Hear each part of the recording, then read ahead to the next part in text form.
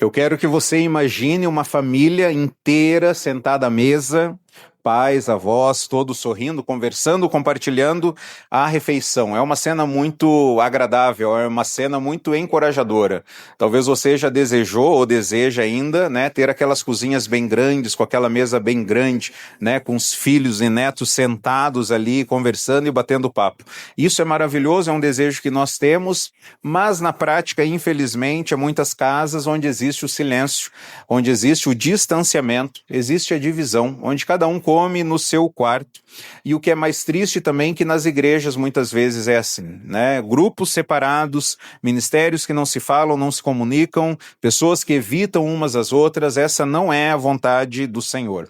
Eu gostaria na mensagem de hoje começar uma série de mensagens em Salmos. Nós caminharemos aqui até a virada do ano, até 4 de janeiro, nós caminharemos em Salmos, especificamente nos Salmos de peregrinação, que começa lá no Salmos 120. São 15 salmos, eu quero que você já abra lá, só que hoje nós não veremos o Salmo 120, nós vamos começar com o Salmo 133, eu já vou explicar o porquê. Nos Salmos, eu preciso dar um contexto aqui para os irmãos. O livro de Salmos são livros...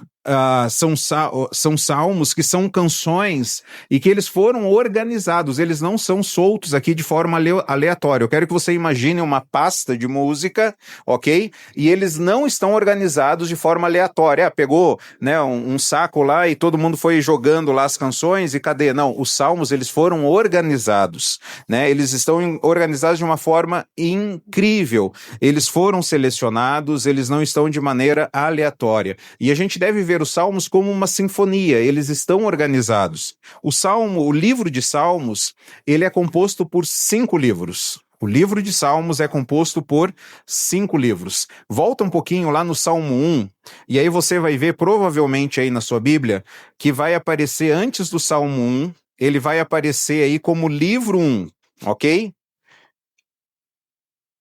Lá, Salmo 1, tá, na minha Bíblia, por exemplo, tá primeiro livro. Como é que tá aí na sua Bíblia? Primeiro livro. Por quê? Porque o livro de Salmos são 5 livros. O primeiro livro de Salmos começa no Salmo 1 e ele vai até o Salmo 41. Vai lá, passa aí algumas folhas, porque no Salmo 42 começa o quê? O segundo livro. E olha que interessante também, o segundo livro de Salmos, o Salmo 42 e o Salmo 43, eles são um salmo só. Você tem que ler, quando você for ler, leia o Salmo 42 e o 43 juntos. Eles são um salmo só. E aí depois vem o terceiro livro, lá no Salmo 73. Ele vai começar o terceiro livro. Vai lá, esse é o Salmo de Asaf. Ele é muito interessante porque no Salmo 1 ele vai mostrar cerca de 2 caminhos, o caminho do justo, o caminho do ímpio. Ele termina o Salmo 2, que provavelmente era um salmo só, ele termina o Salmo 2 falando assim, ó, beijem o filho, busquem o filho, que nem a música que nós cantamos, né? Vá até Jesus. Então ele termina o Salmo 2 falando acerca disso, mostrando 2 caminhos. Depois, em todo o livro de Salmos, até os 50, ele vai mostrando o que o justo faz, o que o ímpio faz, o que o justo deve fazer, o que o ímpio acaba fazendo. No Salmo 42, a gente viu que a alma, ela vai, mesmo que oprimida, ela vai louvar a Deus. No Salmo 73 agora, ele vai mostrar que nós só compreendemos a nossa situação de problemas, muitas vezes, é quando nós buscamos a quem? A Deus. E ele fala, olha, eu quase me perdi, porque eu comecei a analisar a vida numa perspectiva humana. Ele fala, até que entrei no santuário de Deus. Porque quando você analisa a vida na perspectiva humana, as coisas não batem. Estou buscando agradar a Deus, estou buscando fazer o certo e os problemas estão aumentando ou diminuindo? Estão aumentando. E aí o não crente, o ímpio, ele não está nem aí para Deus. E a vida dele está como? Está melhorando.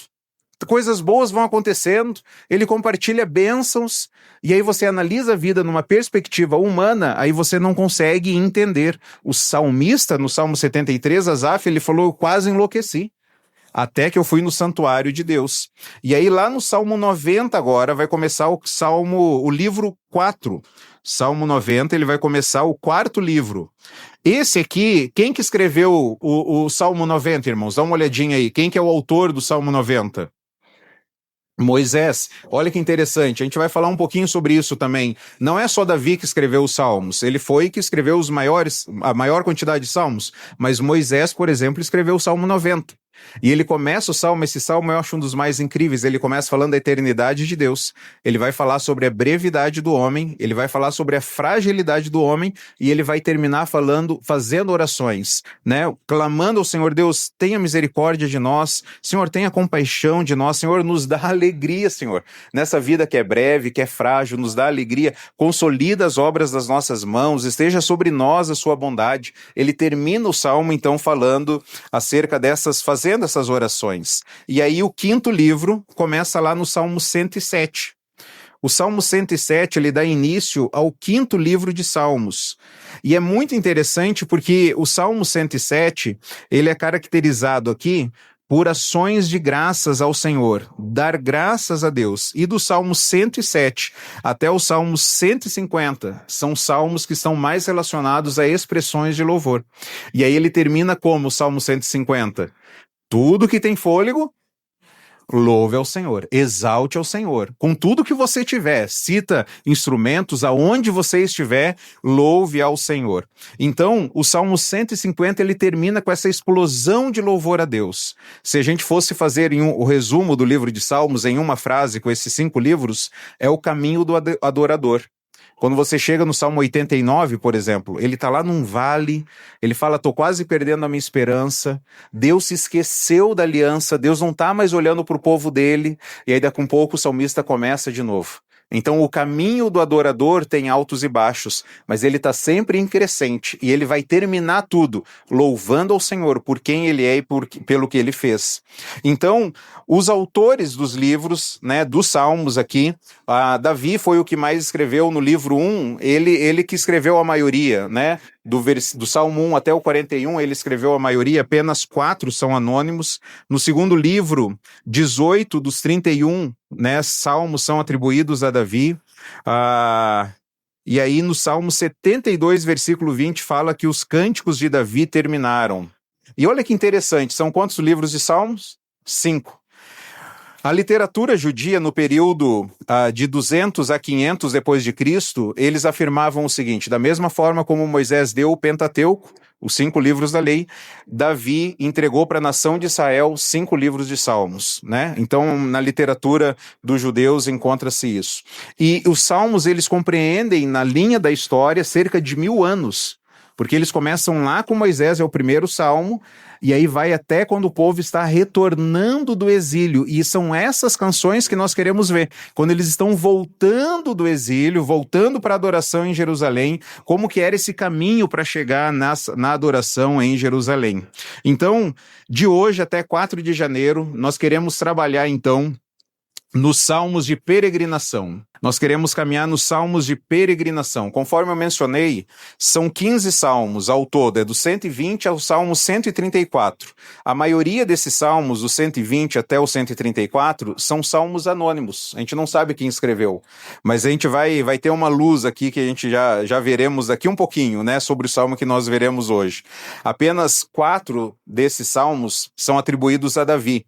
Talvez o Salmo 11, o Salmo 124, o Salmo 131 e o Salmo 133, né? E um deles é atribuído a Salomão. Como que está aí na sua Bíblia? Na minha Bíblia, no versículo 20, no Salmo 120, ele diz o seguinte: cântico de peregrinação. Salmo 121 também, 122 e assim vai. Como é que está aí na sua Bíblia? O subtítulo, cântico de peregrinação também. Tem mais alguma coisa? Alguém tem aí cântico de degrau, cântico de romagem? Tem, a irmã tem. Olha que interessante, são cânticos de peregrinação. Tem alguns que dizem cânticos dos degraus. O que significa isso, né? A ideia aqui é meio incerta, mas é provável aqui, essa origem aqui, cântico dos degraus, é que os levitas cantavam enquanto eles estavam subindo. nos degraus do templo. Não se sabe se eles estavam cantando esses salmos aqui ou outras canções de adoração, mas é uma ideia que vem aí o Cântico dos Degraus. A ideia mais comum são os cânticos de romagem, os cânticos de peregrinação, o povo retornando para adorar em Jerusalém. Então eles tinham esse inário aqui, do Salmo 120 até o Salmo 134, onde eles estavam indo adorar a Deus. Olha que interessante, eu fiquei pensando na hora que eu estava estudando sobre isso. Então imagina se nós tivéssemos canções assim, domingo de manhã, por exemplo. A gente vai acordar domingo de manhã e nós vamos tem aquele hino, né, antigo que fala bem de manhã, embora o céu sereno. Lembra aí? Quem nasceu em 1980, 1970, lembra, né? Bem de manhã, embora o céu sereno. E aí a gente amanhece o dia já pensando no hino e cantando, né? Chega no meio-dia, chega o final da tarde. Esses cânticos de romagem são mais ou menos isso. Uns cânticos, alguns hinários que quando o povo estava voltando para Jerusalém para celebrar as festas anuais, a Páscoa, o Pentecostes, o Tabernáculo, onde o povo ia cantando. O Salmo 120 que eu mencionei, ele é um salmo pessoal, mas eles estão distribuídos aqui de forma organizadas também, do Salmo 120 até o 134, eles estão basicamente em blocos de 3, né? 3 áreas aqui, e eles vão retratar o quê? Acerca da aflição de Israel, acerca da proteção e o cuidado bondoso de Deus e da bênção de estar em Jerusalém. O que eles vão retratar? A aflição do sofrimento de Israel por outras nações, a proteção de Deus nessas aflições e a bênção de estar aonde? Em Israel, em Jerusalém especificamente. Então, nós queremos ver uma dessas canções que já é quando o povo se achega em Jerusalém. O Salmo 133 é o que nós veremos hoje. E aí, conforme eu mencionei, por que nós veremos esse salmo hoje? Porque nós tivemos uma semana incrível com um grupão aqui do SBPV. Foi uma semana intensa. Quem esteve passando aqui, né, na igreja durante a semana, a Má mencionou assim, eu morei na igreja semana passada, que hoje de manhã eu estava falando, vamos, que a gente está atrasado. Ela falou, né, a gente morou na igreja, no prédio lá semana passada, então tô indo tranquilo essa semana, né, porque era de manhã, era de tarde, era à noite, foi um tempo maravilhoso de serviço, de alegria, de adoração, de comunhão, e como isso é maravilhoso. E o Salmo 133, ele fala isso. Vamos ler juntos? A verdadeira unidade do povo de Deus é uma dádiva espiritual e traz consagração, refrigério e bens. Conforme eu disse, esse salmo aqui, ele é atribuído a Davi. Pode ser que Davi escreveu esse salmo quando ele herdou o reino, porque ele herdou o reino dividido. Lembra a nação de Israel, as 10 tribos do norte, as 2 tribos do sul? Ele começa a reinar com um reino dividido, e à beira de uma guerra civil. Talvez nesse contexto ele escreveu esse salmo quando ele começou a reinar.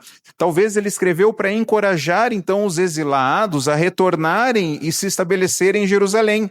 E aí ele começa então no versículo 1 dizendo, esse versículo que é tão conhecido, como é bom e agradável quando os irmãos convivem em comunhão. Como é bom e agradável quando os irmãos vivem em união. A união, ela é boa e é agradável. E a ideia aqui desse versículo de união é literalmente sentado juntos. Como é bom o povo de Deus estar sentado juntos. É muito bom, é muito agradável estarmos sentados à mesa. A gente tem trabalhado e conversado, e quando a gente manda o material aí do GCs, né, grupo de cuidado, comunhão à mesa, o que Deus espera nessa mesa? Estarmos sentados juntos. O M, multiplicar. O E, edificar. O S, servir. E o A, adorar. Por que nós nos assentamos à mesa? Porque nós queremos que mais pessoas se acheguem também. Nós queremos multiplicar seguidores de Jesus. Nós queremos edificar, nós queremos nos conhecer mais, nos parecer mais com Cristo. Nós queremos servir, servindo, abrindo a nossa casa, servindo com os nossos dons e talentos, fazendo um lanche, levando um bolo, levando um pão, ajudando a organizar depois. Nós queremos orar com alguém, nós queremos ajudar alguém, transportar algo que a pessoa precisa, e nós fazemos tudo isso porque nós queremos o A, que é adorar ao Senhor. Então, como é bom e agradável quando os irmãos estão sentados à mesa. Hoje ou ontem eu fui comer, eu acho que na sala, e aí o Samuca e a Má falou, não, vem sentar com a gente aqui na mesa. Vou sentar à mesa, estarmos juntos, né? Não separados, em locais diferentes. Só que nem sempre o povo de Deus está vivendo essa comunhão que é boa e agradável. Às vezes os casais se divorciam, as famílias ficam desestruturadas, igrejas se dividem, Caim matou seu irmão Abel, Ló se distanciou do seu tio Abraão, os irmãos de José o maltrataram, Miriam e Arão criticaram Moisés, os filhos de Davi brigaram, os discípulos de Jesus competiam, Paulo e Barnabé se desentenderam. O início da igreja primitiva foi união, uma era só a mente, um era só o coração, mas quando nós lemos as cartas de Paulo, nós vemos que haviam muitos problemas na igreja. Havia divisões na igreja, havia discórdia na igreja. Toda família, toda comunidade, toda equipe tem as suas brigas, tem os seus desentendimentos, mas nós precisamos aprender a andar juntos. Uma coisa é a gente passar dias juntos, como foi com o grupão, foi maravilhoso. Outra coisa é quando nós convivermos juntos. Aquele ditado que diz, né, para conhecer alguém você tem que comer um quilo de sal, um saco de sal com a pessoa. Antes eu achava que era a ideia de que é amargo, assim, né, vai dar é salgado, obviamente, né, que é salgado, vai dar um desconforto comer, né, só que aí depois eu falei, não, eu acho que é pelo tempo. Para acabar, 1 quilo de sal, um saco de sal leva um tempo. Então, conviver com as pessoas, estar junto com as pessoas. No curso Resolução de Conflitos, nós vimos que se a gente começar lá pelas preferências, a gente vai se desentender. Nós precisamos começar pelos absolutos, aquilo que não muda, aquilo que está na palavra. E aí uma primeira lição que nós aprendemos aqui, irmãos, é que aquele que nos une é muito maior do que aquilo que nos separa. Jesus é muito maior do que as nossas preferências, porque gostos todos nós temos, preferências todos nós temos. E aí quando há essa discórdia, essa desunião, a gente precisa lembrar, mas o que nos une? O porquê que nós estamos juntos aqui? É por causa de Jesus. E Jesus orou por unidade. Lá em João capítulo 17, versículo 20 a 23, ele ora, Pai, para que eles sejam o quê? Um. Assim como nós somos um. E o mundo creia que tu me enviaste. O Senhor Jesus, ele deseja que nós deixemos as nossas diferenças de lado para que nós sejamos o quê? Um só. E isso vai ser um testemunho para o mundo. Então eu quero te convidar a se envolver no GC, a fazer parte da mesa, para que você tenha mais e oportunidades mais profundas de comunhão, de edificação, de serviço, de adoração. Não, mas isso aqui eu não tenho tanta preferência por isso, ou eu tenho preferência por isso e não tanto por aquilo, mas estarmos juntos, como é bom e agradável quando os irmãos vivem em união. Uma coisa é a gente se conhecer aqui, bater um papo aqui no culto. Outra coisa é a gente gastar um tempo junto, estar no mesmo GC. E aí, quais são os seus dilemas, as suas lutas, as suas dificuldades? Abra seu coração aí, né? Eu quero compartilhar também o que está acontecendo na minha vida. Então, como é bom quando os irmãos vivem em união. O versículo 2 diz o seguinte... E aí o Davi ele vai usar 2 ilustrações agora de como é bom e agradável quando os irmãos vivem em união. 2 ilustrações. A primeira ele fala do óleo. Olha o versículo 2. É como óleo precioso derramado sobre a cabeça que desce pela barba, a barba de Arão até a gola de suas vestes. A união é do Espírito e é para servir. Vamos ler juntos? A união é do Espírito e é para servir. E ele usa o exemplo agora do óleo. Quando o sumo sacerdote era ungido na cabeça, o óleo escorria pela sua barba até o colarinho sobre o seu peito. E aí o que está indicando isso? Que esse óleo que era derramado sobre a cabeça e sobre o seu peito, o sacerdote ele carregava no peito as 12 pedras de Israel. Então, o que Davi está falando? Nesse óleo que é derramado, ele está sendo derramado sobre todas as tribos de Israel.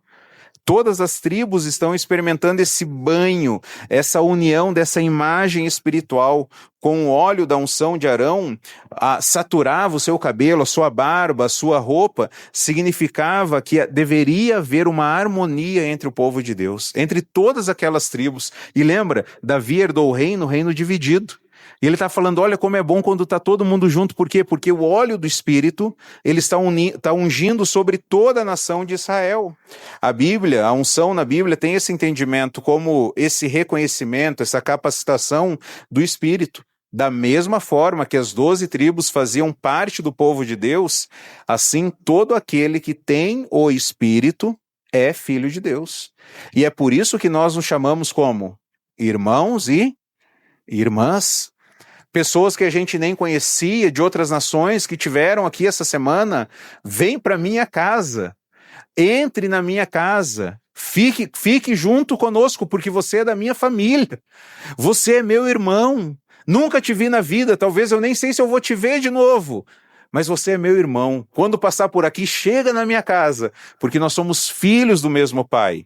Porque todo aquele que tem o Espírito já recebeu, então, essa unção de Deus. Então, nós devemos experimentar essa unidade em comunhão.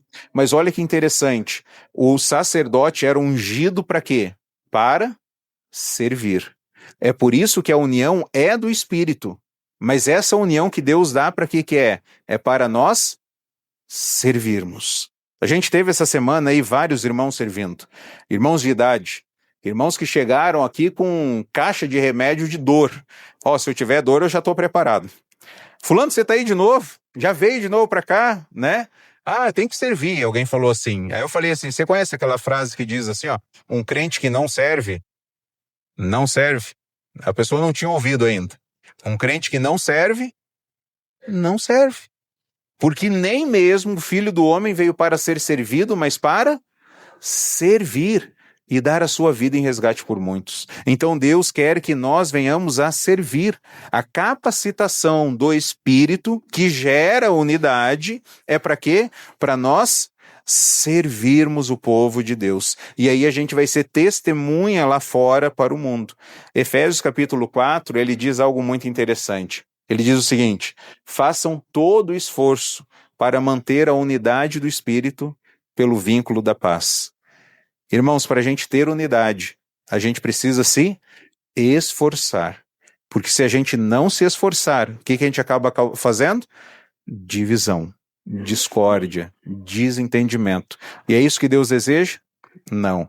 Essa é a primeira figura que Davi usa para dizer que a união é boa e agradável, que ele usa esse exemplo do óleo. E o segundo exemplo que ele dá no versículo 3, ele usa agora a questão do orvalho. Olha o versículo 3. É como o orvalho do Hermon, quando desce sobre os montes de Sião. Ali o Senhor concede a bênção da vida para sempre. Olha que interessante, irmãos. É como o orvalho, a união que é boa e agradável é como o orvalho de Hermon, que desce sobre os montes de Sião. Ali o Senhor concede a bênção da vida para sempre. Para a gente entender que a união é abençoada e a união abençoa e é abençoada, a gente precisa entender que os israelitas eram um povo basicamente agrário. Eles dependiam das chuvas que ocorriam 2 vezes por ano. O nosso tempo hoje ele está doido. A gente não sabe mais quando é frio, quando é quente, quando chove, quando não chove. Né? Na época de Israel, então, as chuvas vinham basicamente 2 vezes por ano. E aí, nesse meio tempo, precisava do orvalho para regar as suas plantações. Então, quando as coisas podiam começar a secar, o orvalho vinha e trazia vida. E aí Davi cita o Monte Hermon, que ele está no extremo norte de Israel, lá em cima. E no norte de Israel, esse é o monte mais alto da região. Ele tem quase 3.000 metros de altura. Lá em Atibaia tem uma montanha chamada Pedra Grande, que ela está a 1.000 metros acima do nível do mar. O Monte Hermon, ele está a 3.000 metros de altura. E Sião é um dos montes mais baixos de Israel. Os dois, eles estão separados por 300 quilômetros. Então, ao norte está o Monte Hermon, 3.000 metros de altura. 300 quilômetros depois está o Monte Sião, que é um dos mais baixos. E aí Deus faz cair o orvalho sobre ambos. De acordo com alguns viajantes, em certas partes da Terra Santa, o orvalho de manhã, ele dá a impressão que houve uma chuva durante a noite. Nessa semana choveu, né? Graças a Deus, trouxe, né? Trouxe mais umidade ao ar, e era tão legal você acordar de manhã e choveu, molhou, né? Esse orvalho de Israel era tão forte que dava a impressão que havia chovido à noite, mas não havia, era apenas o orvalho. Então esse orvalho, ele saturava a terra com umidade. Esse orvalho era algo vivificante, era algo abençoador. Então o orvalho está relacionado à fertilidade, como a unção com óleo é associada também à fragrância, pois o povo de Israel, por isso que Davi começou, a união é boa e agradável. Então tanto o orvalho como também o óleo, Deus está, através de Davi, está mostrando tanto essa beleza, essa fragrância, como também aquilo que é necessário, que é preciso para trazer vida. Então o orvalho, tanto no Monte de Hermon, como também no Monte de Sião, trazia frutificação para a nação de Israel. Assim também a união fraternal tornaria Israel frutífero. E o que Deus espera da sua igreja é que a união vai trazer essa frutificação. Estarmos juntos para Deus abençoar. Porque aí o Salmo termina falando como? Ali o Senhor concede a bênção da vida para sempre. Ali aonde, irmãos? Ali aonde? A gente tem que perguntar isso, né? Ali aonde? Ali em Jerusalém, ali em Sião, ali aonde? Provavelmente, né? Pode ser Jerusalém. Os israelitas se encontravam, lembra, eles estão fazendo essas canções de romagem, de peregrinação, eles estão indo para onde? Para Jerusalém. Davi queria que o povo estivesse junto lá. Então, provavelmente é Jerusalém, né? Mas também, da luz do Salmo, é muito mais provável que o Senhor concede a bênção aonde? Aonde a união. A união que abençoa e é abençoada. Então, onde há unidade, Deus abençoa, Deus concede a bênção para sempre, e a bênção é a vida eterna. Eu fico imaginando crentes que falam assim, eu não aguento fulano. Mas fulano é crente também, fulano é crente. Ah, não aguento ele. Tá num lado, sendo no outro, bem do lado, eu vou pro outro. Eu fico imaginando como é que vão lidar no céu. Porque no céu a gente vai viver junto para sempre. Então a gente precisa se exercitar para aprender a conviver juntos aonde? Aqui na terra, porque nós somos irmãos. Então, algumas lições que nós aprendemos desse salmo, que a união é algo que vem da onde, irmãos? Vem do alto, só Deus pode dar. Porque no versículo 2, fala que o óleo é o quê? Derramado. Ele desce sobre a barba de Arão. No versículo 3 fala do orvalho que desce. A união não é fruto do esforço. Ah, vamos viver em união, né? Vamos pegar uma camisa, a camisa da união, né? Dois irmãos brigam, se desentendem, a gente manda fazer uma camisa bem larga, os dois vão entrar agora na camisa, os dois a gente vai dar um prato para eles quando tiver refeição na igreja, um vai ficar com um garfo numa mão, o outro com a faca no outro, vocês vão comer junto. Já viram isso os pais fazendo com os filhos? Vocês vão agora se entender.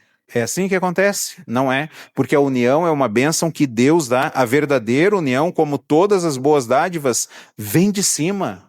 É dada, é Deus que abençoa, não é algo que a gente planeja. Esse ano a gente vamos caminhar junto em união. Não, irmãos, não é algo do nosso esforço.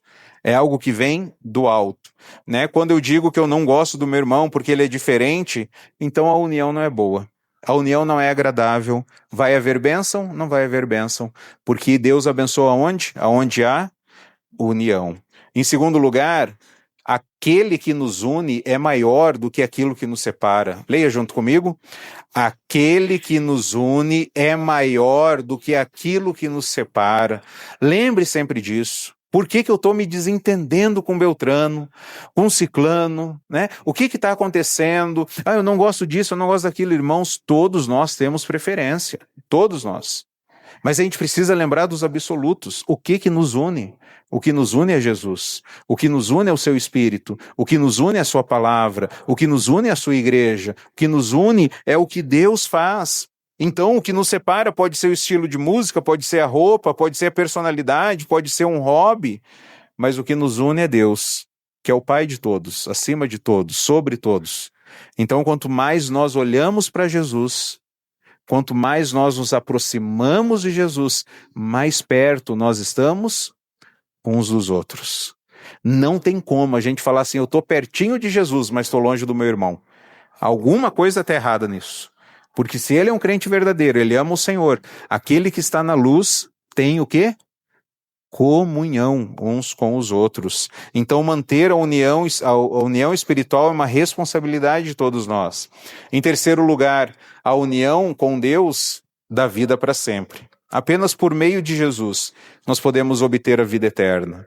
Se nós não estivermos em união com Deus, nós não teremos a vida eterna. E o texto diz que o Senhor concede a sua bênção, a bênção da vida, para sempre. Nós não queremos morrer. Nós queremos viver. Até um suicida, quando ele tira a própria vida, ele está querendo acabar o quê?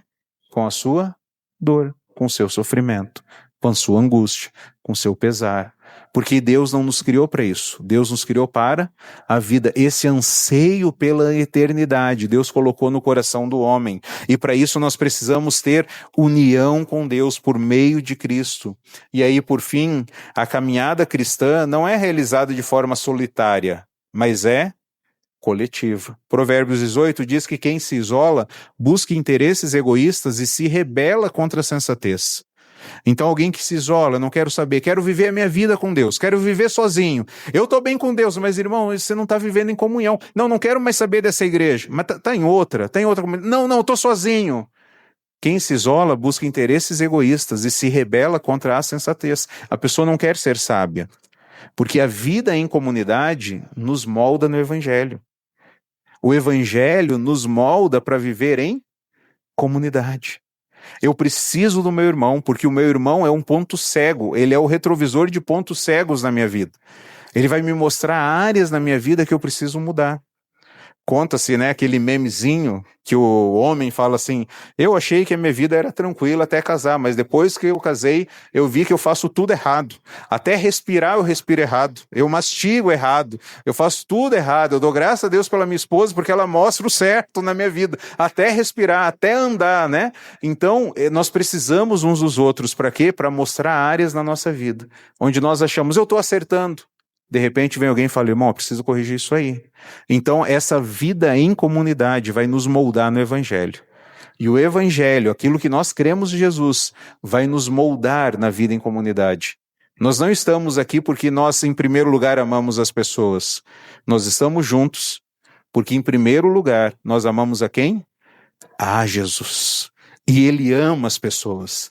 E por amor a Ele, nós nos aproximamos das pessoas. Porque nós servimos a Jesus quando nós servimos as pessoas. Então, irmãos, andar em união, isso só é possível pela dádiva, pela bênção que Deus dá.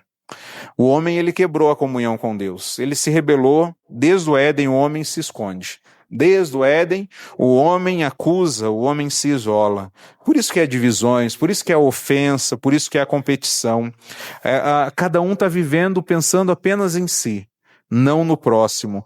Então a unidade, ela é um reflexo do próprio Deus, porque Deus Pai, Deus Filho e Deus Espírito, eles vivem em perfeita harmonia. Perfeita união. E quando nós estamos como povo de Deus, vivendo em união, nós estamos refletindo quem é o nosso Deus. E a oração de Jesus que eu mencionei, ele orou por isso. Pai, para que o Onéias e os irmãos lá de Iracemápolis sejam um, como nós somos um. E assim o mundo vai ver que o Senhor me enviou. Porque o mundo vai olhar para aqueles que são diferentes, de nações diferentes, regiões diferentes, e eles se amam, eles se perdoam, eles pedem perdão uns para os outros, eles continuam caminhando junto, porque humanamente era para estar separado, mas eles estão juntos, e o mundo vai olhar, existe algo que liga vocês, existe algo que unifica vocês, e a gente vai falar, não é a nossa força, não é o nosso mérito, é o nosso mestre, é o nosso Salvador, é o nosso Senhor.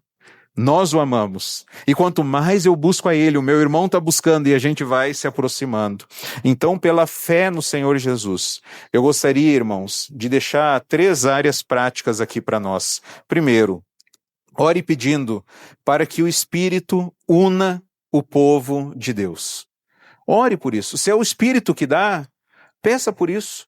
Peça para que Deus unifique o seu povo, que o seu povo possa andar juntos. O que nos separa, aqui na igreja, a gente pode pensar, nossa, tem várias coisas que vai nos separar, mas se a gente pensar na comunidade, povo de Deus, espalhada aí pelo mundo, pela cidade, são tantas placas de igreja. É tanto lugar, é cada um de um jeito, é cada um acredita numa coisa. Deus unifica o povo de Deus. Não é porque nós temos uma afinidade como batistas, que outros irmãos são inferiores ou são diferentes. Não, eles têm outras afinidades, mas nós somos um só como o povo de Deus. Então ore pedindo que o Espírito una o povo de Deus. Em segundo lugar, restaure um relacionamento rompido. Restaure. Vá até a pessoa. Peça perdão, fala, meu irmão, quero pedir perdão para você, porque eu errei. Esses dias eu dei uma bronca lá no Samuca ou na Sarinha, não lembro, né? Aí eles olharam assim, eu falei, mas não foi isso que aconteceu? Não. Falei, me perdoa, me perdoa, eu errei, né? Então, peça perdão uns para os outros, restaure o relacionamento, para que o relacionamento seja até melhor do que era antes. Pecadores andam a vida cristã como? Com arrependimento e fé. Nós nos arrependemos e confiamos no que Jesus fez. E por fim, participe de um GC. Vá para um grupo de cuidado, pois a comunhão que Deus deseja é a mesa. Na mesa nós sentamos para quê? Para multiplicar. Esses dias a Má fez um almoço sensacional, gostoso, saboroso demais. E o que nós queremos? Sente mais alguém aqui na mesa. E venha mais alguém. E daqui um pouco a mesa encheu. O que a gente vai fazer? Vamos multiplicar. Vamos chamar mais pessoas. Vamos para outro lugar. Vamos edificar uns aos outros, ajudar uns aos outros a sermos mais parecidos com Jesus. Vamos servir. Deixa eu lavar a louça, deixa eu recolher os pratos. Vou te dar uma carona. Deixa eu empilhar as cadeiras, servir uns aos outros e adorar a Cristo Jesus. É por isso que nós estamos aqui. Amém? Vamos orar? Ó Pai, nós queremos te agradecer, porque a união é boa e é agradável. E a união só é possível quando ela vem do alto. E quando ela vem do Senhor, ela abençoa, ela vivifica, ela refrigera. Como é bom nós vivermos em união uns com os outros, ó Pai. Nós queremos clamar ao Senhor, que a gente possa experimentar cada vez mais como igreja esta comunhão que é possível apenas por meio de Jesus. Ajuda-nos a nos arrepender dos nossos pecados. Ajuda-nos, ó Pai, mesmo com as nossas preferências, opiniões e vontades, a gente não permitir que isso venha nos separar, mas que nós venhamos a servir uns aos outros e o mundo possa ver que o Senhor Jesus é que nos enviou. E que a gente possa convidar outras pessoas a se achegarem à mesa, sentarem junto com a mesa. Ó Pai, para que nós possamos juntos ter essa comunhão que é proporcionada pelo Senhor e que nós passaremos a eternidade em comunhão contigo. Que o Senhor abençoe a cada um aqui nessa noite, aqueles que vão ouvir essa mensagem, para que nós possamos testemunhar de Cristo Jesus para sempre. Muito obrigado, Pai, porque o Senhor nos dá a bênção e nós viveremos para sempre ao lado do Senhor. Muito obrigado, porque isso não é os nossos méritos, é o que Jesus fez por nós. Te louvamos em nome de Cristo Jesus, agradecidos pela sua palavra, pelo teu Santo Espírito, pela tua igreja. É no nome de Cristo que oramos. Amém. Amém. Que Deus nos abençoe. Vamos louvar ao nosso Deus.